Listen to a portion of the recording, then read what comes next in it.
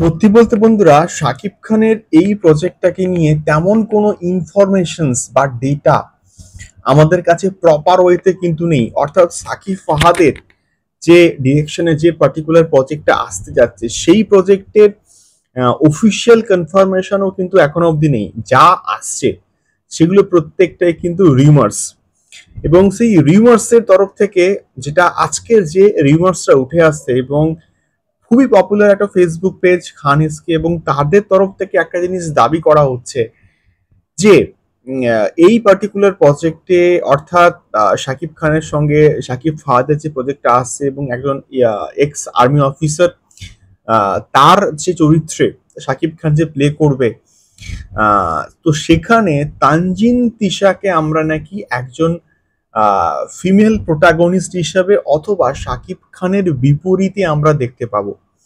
তো আমি আগেই ক্লিয়ার কাট করে দিচ্ছি, এটার সত্যি বলতে না অথেন্টিসিটি কিন্তু আমার কাছে নেই। যে শিওর শট একটা আপডেট যে অবভিয়াসলি 100% তানজিন তিশাই থাকছে তা কিন্তু নয়, বাট খানেসকে তারাও তাদের অবভিয়াসলি নিশ্চয়ই কোনো সোর্সেস আছে এবং তারা সেখান থেকে এই আপডেটটাকে কালেক্ট করেছে। তো খানেসকে এর আগে মোটামুটি যে আপডেট দিয়েছে মোটামুটি কিন্তু মিলে গেছে। তো সেই অর্থে আমি কিন্তু এটা বলছি বা এই স্টেটমেন্টটা কিন্তু রাখছি যে না, এটা হতে পারে বা হওয়ার চান্স রয়েছে।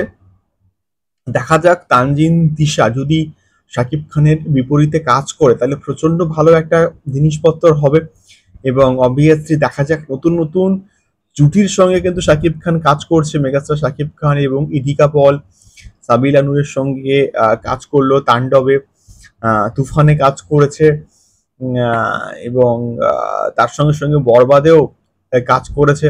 তো মানে নিউ কামার্সদেরকে কিন্তু কোথাও গিয়ে চান্স দিচ্ছে আমাদের মেগাস্টার শাকিব খান।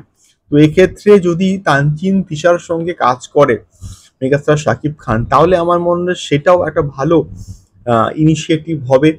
এবং মেগাস্টার শাকিব খান অবভিয়াসলি আমরা চাইবো যে এই প্রজেক্টটা একটু হটকে টাইপের হোক এবং কন্টেন্ট নির্ভর হোক, এটা আমরা চাইবো।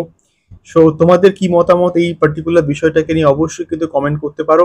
দেখা হচ্ছে পরবর্তী ভিডিওতে, শাকিব খান সংক্রান্ত আরো প্রচুর ভিডিওস আসতেই থাকবে, সঙ্গে থাকো। টাটা।